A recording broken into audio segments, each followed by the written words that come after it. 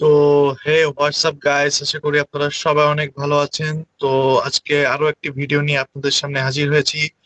তো আজকে ভিডিওটার মূল টপিকটা হচ্ছে আমরা যারা ওয়াইফাই ইউজার আছি তারা অনেক সময় একটা প্রবলেম ফেস করি, সেটা হচ্ছে আমাদের ইন্টারনেট অনেক সময় স্লো হয়ে যায়। তো আমরা অনেকে ওই রাউটারটাকে রিস্টার্ট করি, বিভিন্নভাবে ট্রাই করি, বাট এই সমস্যাটা সলভ হয় না। তো যার কারণে আমরা সেই আইএসপি দেরকে ফোন দিয়ে গালিগালাজ করি।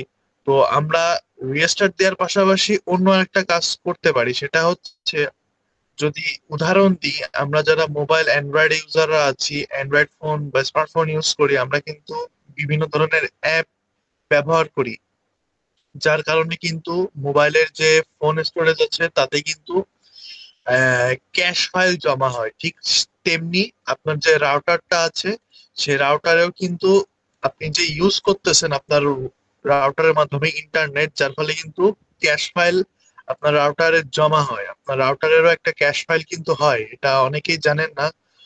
তো রাউটারেও ক্যাশ ফাইল হয় এবং রাউটারের ক্যাশ ফাইল গুলো কিন্তু ক্লিয়ার করতে হয়।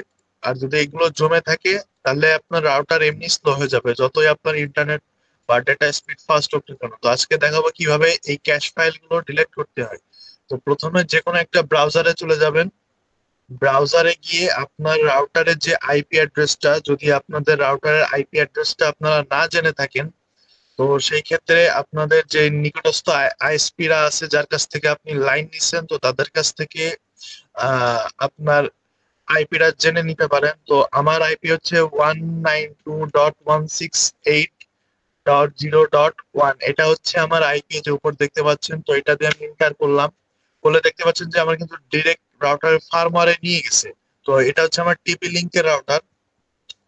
তো যারা টিপি লিঙ্কের রাউটার ইউজ করে তাদেরকে আর একটা টিপস দিতে চাই, যদি আপনারা আপনাদের আইপি না জেনে থাকেন, যে আপনাদের আইএসপি কি আইপি দিয়ে গেছে আপনাদেরকে, সেটা আপনি জানেন না, তো সিম্পলি এইটুকু সার্চ করবেন, টিপি link wifi dot net.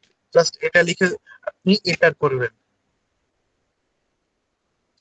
Install করলে কিন্তু সেই একই জায়গায় আপনাদেরকে নিয়ে যাবে। তো যারা টিপি লিঙ্ক ইউজার আছে, তারা যদি আপনার নিজেদের আইপি না জেনে থাকেন তাও সমস্যা নেই, জাস্ট টিপি লিঙ্ক ওয়াইফাই ডট নেট দিয়ে সার্চ করলে কিন্তু আপনার রাউটার ফার্মওয়্যারে ওপেন হয়ে যাবে।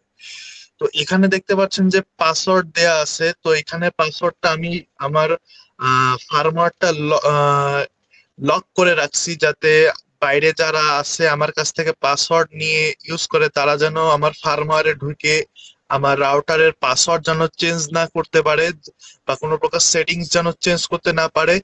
তার কারণে এই ফার্মওয়্যারটা আমি লক করে রেখেছি। তো আপনাদের এটা দেখা গেল লক থাকতে পারে, তো আপনারা অ্যাডমিন দিয়ে ট্রাই করবেন প্রথমে, তারপরও যদি না খুলে তাহলে অ্যাডমিন 1 2 3 4 দিয়ে লগ ইন করবেন। তাও যদি না হয়, অ্যাটলিস্ট আপনার সার্ভিস মানে যে সমস্ত আইএসপি ইন্টারনেট সার্ভিস প্রোভাইডারদের কাছ থেকে আপনি লাইন নিছেন, তাদেরকে ফোন দিয়ে আপনার এই ফার্মওয়্যারের পাসওয়ার্ডটা জিজ্ঞেস করে নেবেন, তারা আপনাকে সঠিক দিতে পারবে।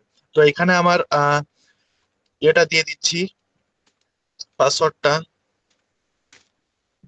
এই ইন্টারপ্রেস করলে দেখতে পাচ্ছেন যে আমার কিন্তু চলে আসলো, ফার্মারটা ওপেন হয়ে গেল। তো এখানে যদি দেখতে চান যে আপনার রাউটারে কতগুলো ডিভাইস কানেক্ট আছে বা কোন কোন ডিভাইস কানেক্ট হয়েছে, তো যার কারণে সেটা দেখার জন্য এই ডিএইচসিপি তে চলে যাবেন।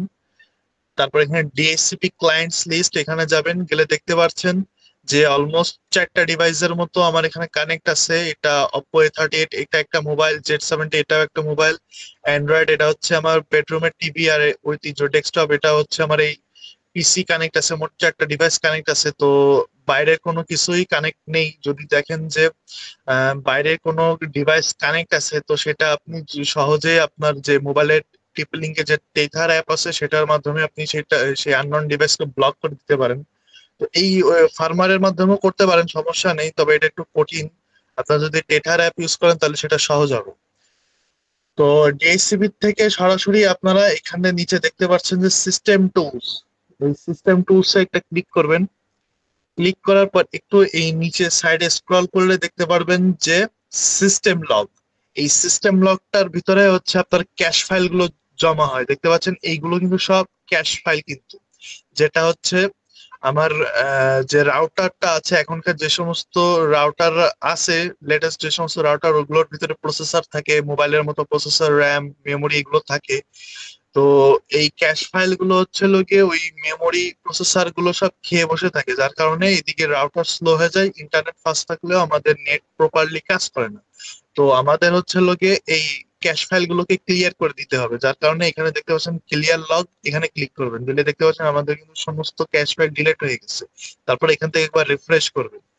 রিফ্রেশ করার পর এই যে দেখতে পাচ্ছেন রিবুট, রিবুটে গিয়ে আপনার রাউটারটা এখানে রিবুট করতে হবে। এই যে দেখতে পাচ্ছেন রিবুট লেখা আছে, এখানে ক্লিক করলে এখানে দেখতে পাচ্ছেন যে ওকে একটা বাটন আছে। তো এখানে যদি ওকে প্রেস করেন আপনার রাউটারটা রিস্টার্ট হয়ে যাবে, কিন্তু আমি কোনো রিস্টার্ট করতেছি না কারণ আমার রাউটারে অন্যান্য ডিভাইস চলতেছে। এখন যদি রিস্টার্ট করি সমস্ত ডিভাইস ডিসকানেক্ট হয়ে যাবে। কিন্তু আপনারা অবশ্যই এখান থেকে রিবুট করবেন।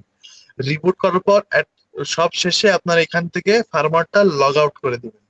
দিলে আপনার রাউটারটা দেখবেন যে একটা ফ্রেশ একটা পারফরমেন্স দিচ্ছে। তো আই হোপ এই ভিডিওটা থেকে আপনারা উপকৃত হয়েছেন, এবং ভিডিওটা থেকে যদি উপকৃত হয়ে থাকেন আমার চ্যানেলটা সাবস্ক্রাইব করবেন, এবং চ্যানেলটা সাবস্ক্রাইব করে পাশে থাকা বেল বাটনটা অন করে দিবেন। তো আজকে ভিডিওটা এই পর্যন্ত। সবাই ভালো থাকবেন, সুস্থ থাকবেন, দেখা হবে ফিউচারে।